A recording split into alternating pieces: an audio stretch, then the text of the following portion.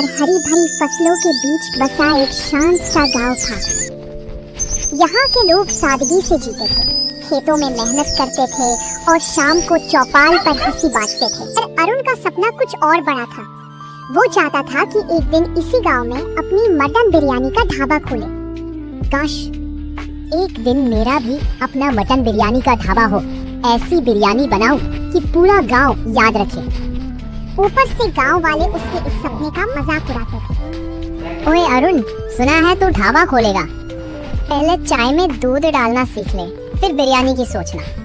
और हाँ, ढाबे का नाम रखना सपनों की बिरयानी, क्योंकि हकीकत में तो तू बना नहीं पाएगा। सपनों तक पहुंचने का रास्ता कभी आसान नहीं होता। रिश्तेदारों से, गांव वालों से और दोस्तों से अरुण ने मदद मांगी, पर जवाब हमेशा एक ही मिला, तेरे बस की बात नहीं, हमारे पास पैसे नहीं, अभी नहीं। और बस सपने फिर से धुंध में खो गए। पर कहानी यही खत्म नहीं होती, बल्कि यही से शुरू होती है। शाम ढल चुकी थी। अरुण चाय की दुकान बंद कर चुका था, पर उसके दिल में लोगों की बातें अब भी गूंज रही थी। अरुण की सबसे बड़ी ताकत और उसकी सबसे बड़ी कमजोरी उसकी माँ थी। माँ, आज दवा ले ली? ले ली रे, बस तू ठीक रहे। तेरा चेहरा उदास क्यों है? माँ, मैं ढाबा खोलना चाहता हूँ, मटन बिरयानी का ढाबा। लेकिन कोई मदद नहीं कर रहा माँ। सब मजाक उड़ाते हैं, कहते हैं मैं कभी नहीं कर पाऊंगा। बेटा, दुनिया हमेशा उसी का मजाक उड़ाती है जिसके पास बड़ा सपना होता है। सुन, सपने देखने वालों को नहीं, सपनों के पीछे भागने वालों को दुनिया याद रखती है। तेरी माँ तेरे साथ है। माँ, मैं हार नहीं मानूंगा। मैं ढाबा जरूर खोलूंगा। एक दिन पूरा गांव मेरी बिरयानी खाने आएगा। उस रात अरुण के पास पैसे नहीं थे, रसद नहीं थी और न ही कोई उसका साथ देने वाला था।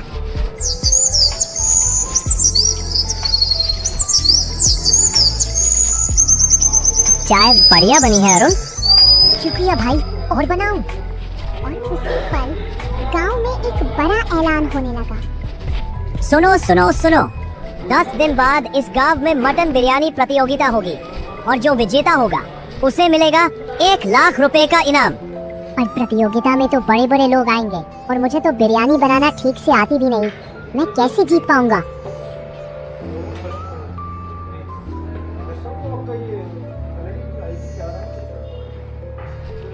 आज चुप क्यों है रे? कुछ सोच रहा है? आज गांव में घोषणा हुई है, 10 दिन बाद बिरयानी का प्रतियोगिता है और जो जीतेगा उसे 1 लाख रुपए मिलेंगे। माँ, मैं भी भाग लेना चाहता हूँ, पर मुझे अच्छी बिरयानी बनती नहीं। मैं हार जाऊँ तो?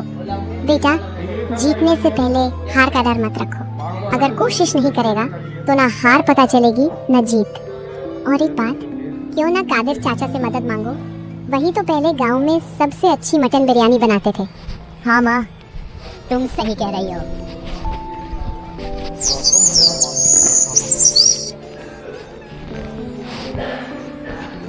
चाचा, अंदर है क्या? आजा बेटा, क्या बात है? अरुण अंदर जाता है और सब कुछ बताकर चुप हो जाता है। तो तुम प्रतियोगिता में हिस्सा लेना चाहते हो? हाँ चाचा, पर अकेले नहीं कर पाऊंगा। क्या आप मुझे सिखाएंगे? क्यों नहीं बेटा, अगर सपना सच्चा हो तो उसे पूरा करने में देर नहीं लगती। तुम टेंशन मत लो, सब ठीक होगा। और उस दिन अरुण के सफर में पहला साथी मिला। कादिर चाचा मसाले हाथ में लेकर बोलते हैं, बिरयानी सिर्फ खाना नहीं बेटा, ये धैर्य, स्वाद और दिमाग की कला है। जल्दीबाजी मत करना। कुछ हुनर किताबों से नहीं, जिंदगी और अनुभव से सीखे जाते हैं। अरुण सीखना शुरू करता है। कभी प्याज जला देता है। अरे मत तलो कि प्याज काला हो जाए, स्वाद चले जाएगा। कभी नमक ज्यादा डाल देता है। बेटा, ये बिरयानी है, समुंदर नहीं जो नमक में डूब जाएगी। गलतियाँ जब मुस्कुराते हुए सुधारी जाए तो वही सीख बन जाती है। अरे सुना तुमने? अरुण बिरयानी बनाना सीख रहा है। वो अरुण जिसकी चाय कभी एक जैसी नहीं बनती, अब वो कंपटीशन जीतेगा। हा हा हा। मुझे तो लगता है वो नमक डालना भी भूल जाएगा। भीड़ हंसती है, लेकिन इस बार अरुण सिर्फ मुस्कुराता है। दिन बीतते गए, एक एक मसाला, एक एक तकनीक, एक एक गलती सही होती गई। कादिर चाचा आंखें बंद करके एक और चखते हैं। कुछ पल चुप रहते हैं। अरुण घबराया हुआ पूछता है, कैसी बनी? कादिर चाचा धीरे से मुस्कुराते हैं। अब बोल सकता हूँ बेटा, तू सिर्फ बिरयानी नहीं बना रहा, दिल जीतने वाली बिरयानी बना रहा है। अरुण की आंखें खुशी से चमक उठती हैं। वह अपनी माँ के पास दौड़ता है। मुझे पता था तू कर लेगा। अब बस इंतजार था उस दिन का जब अरुण का सपना हकीकत से टकराएगा। अरुण थोड़ा घबराया, उसकी सांसें तेज होने लगी। डर मत बेटा, डर वही लगता है जहाँ सपने बड़े हों। अब सारा भरोसा अपने हाथों पर रख और कुछ नमक किस्मत में। हिम्मत अक्सर घर से नहीं, उन लोगों से मिलती है जो हमें टूटने नहीं देते। घंटी बजी, प्रतियोगिता शुरू हो गई। अरुण ने धीरे धीरे काम शुरू किया। चावल धुला, मसाले पिसे, प्याज सुनहरा बना। में वही फॉर्मूला जो चाचा ने सिखाया था, धैर्य और प्यार। आज वह मजाक का जवाब शब्दों से नहीं, स्वाद से देने आया था।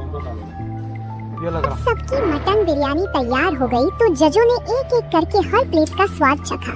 माहौल शांत था, बस चम्मचों की हल्की आवाज सुनाई दे रही थी। स्वाद चखने के बाद जज कुछ देर आपस में धीरे धीरे चर्चा करते रहे। फिर उन्होंने उद्घोषक को बुलाया, उसके कान में नाम बताया और अब पूरी भीड़ बस नतीजे का इंतजार कर रही थी। इस साल की सबसे स्वादिष्ट मटन बिरयानी का खिताब जाता है। भीड़ सांस रोक लेती है। अरुण, चाय वाले को। पल भर के लिए दुनिया रुक गई। अरुण के हाथ कांप उठे। माँ की आंखों से आंसू निकल पड़े। कादिर चाचा गर्व से बोले, मैंने कहा था ना, स्वाद दिल से बनता है। लोग तालियां बजाने लगे। कुछ वही थे जिन्होंने कभी मजाक उड़ाया था, आज वही लोग कह रहे थे, वाह क्या मेहनत की है लड़के ने। वह ट्रॉफी लेकर अपनी माँ और चाचा के कदमों में रखता है। ये सिर्फ मेरी जीत नहीं, ये आप दोनों की है। कुछ दिन बीत गए। वो 1 लाख रुपए अब सिर्फ इनाम नहीं थे, वो अरुण के सपने की पहली ईंट थे। जहाँ पहले छोटी सी चाय की दुकान थी, अब वहाँ एक नया सुंदर सा बोर्ड चमक रहा था, मटन बिरयानी ढाबा। ढाबे के बाहर भीड़ लगी रहती थी। लोग लाइन में खड़े थे, कुछ प्लेट लिए बैठे स्वाद में खोए थे, कुछ दूसरों को कहते, अरे अब तो ये हमारा बिरयानी मास्टर है। जो कभी ठहाकों का पात्र था, आज तालियों का हकदार था। उसे मेहनत, धैर्य और यकीन से जीतना पड़ता है।